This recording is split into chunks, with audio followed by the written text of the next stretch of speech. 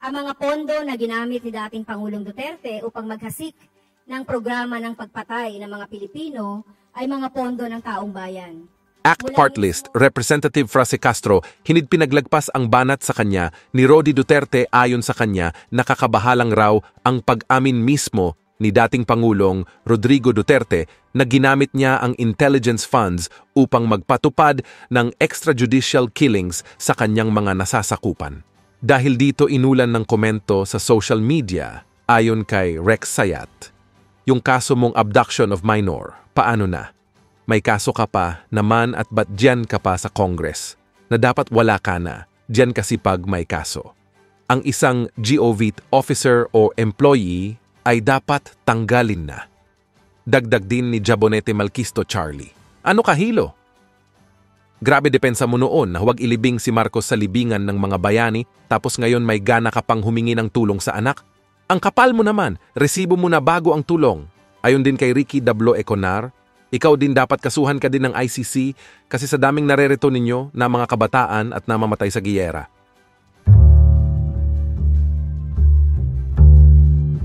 For the victims of extrajudicial killings. The lady has 10 minutes. Maraming salamat, Ginoong Speaker. Noong nakaraang buwan, tayo ay nagulat sa nakakabahalang pag-amin mismo ni dating Pangulong Rodrigo Duterte na ginamit niya ang intelligence funds upang magpatupad ng extrajudicial killing sa kanyang mga nasasakupan sa Davao City nung siya pa ay alkalde nito. Sa isang programa ng Sunshine Media Network International o ng SMNI, sinabi niya, and I quote, "Ang intelligence fund binili ko, pinapatay ko lahat, kaya ganon ang Davao." Unquote. Dagdag pa niya, and I quote, "Yung mga kasama nyo, pinatigok ko talaga. Yun ang totoo." Unquote. Mas masama pa ang mga pondo na ginamit ni dating Pangulong Duterte upang maghasik ng programa ng pagpatay ng mga Pilipino ay mga pondo ng taong bayan. Mula mismo sa mga mamamayang biktima. Hindi lamang nagtatanong ang mga tao kung bakit isang malaking bahagi ng pampublikong pondo ay itinatago at ginagawang lihim mula sa publiko. Labis na ginagamit, labis na galit ang nararamdaman ng mga Pilipino na ang mga pondo na ito ay ginagamit para sa mga extrajudicial killings at paglabag sa karapatang pantao. Ang pag-amin na ito ay nagbibigay ng batayan upang payagan ng ICC na imbestigahan ang aligasyon ng crimes against humanity na isinagawa ng dating Pangulong Duterte at mabigyan ng katarungan ang libu-libong Pilipinong pinatay sa Davao City at sa iba't ibang bahagi ng bansa.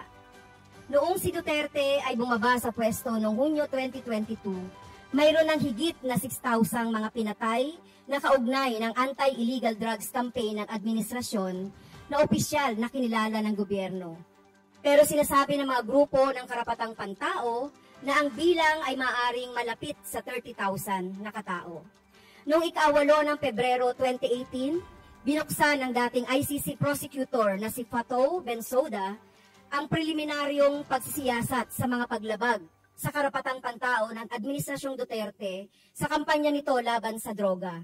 Natuklasan ng prosecutor na may sapat na batayan upang maniwala na ang kasong crimes against humanity ay nagaganap sa teritoryo ng Pilipinas mula sa isa ng Hulyo 2016 at ika-16 ng Marso 2019 sa konteksto ng kampanya ng pamahalaan ng Pilipinas laban sa droga.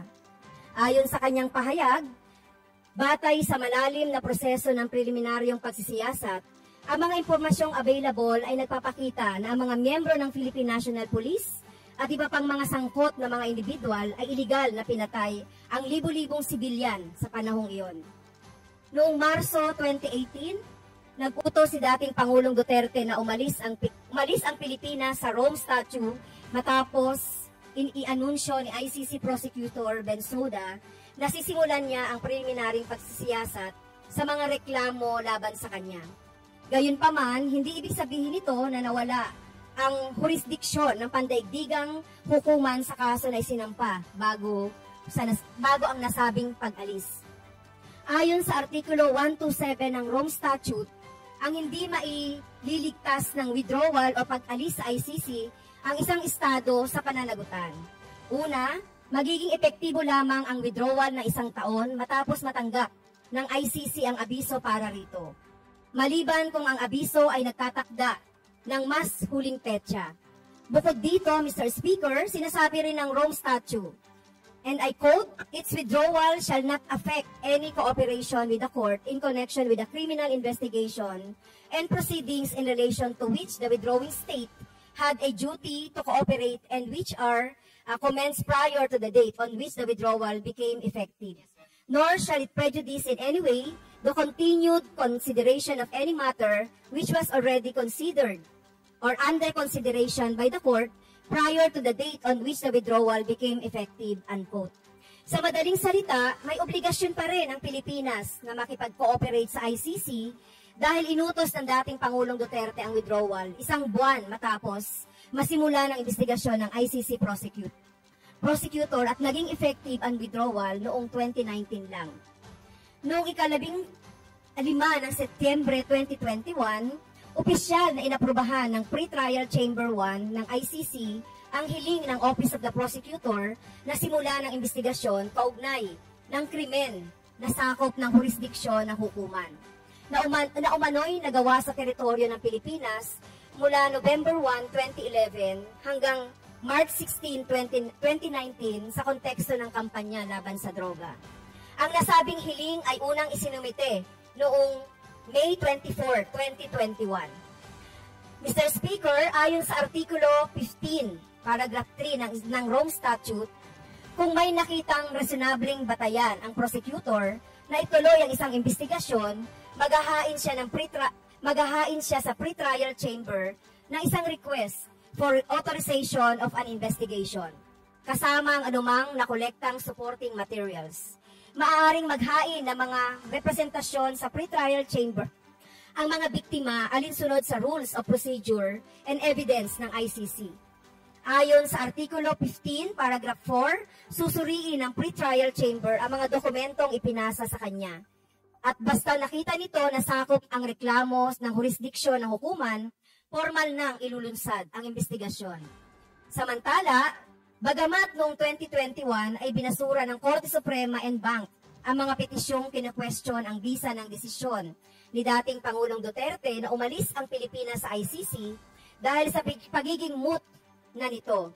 Kinumpirma ng Korte Suprema na ponensya ni Justice Marvic Leonen na ang Pilipinas ay patuloy na obligado na makipagtulungan sa criminal proceedings ng ICC.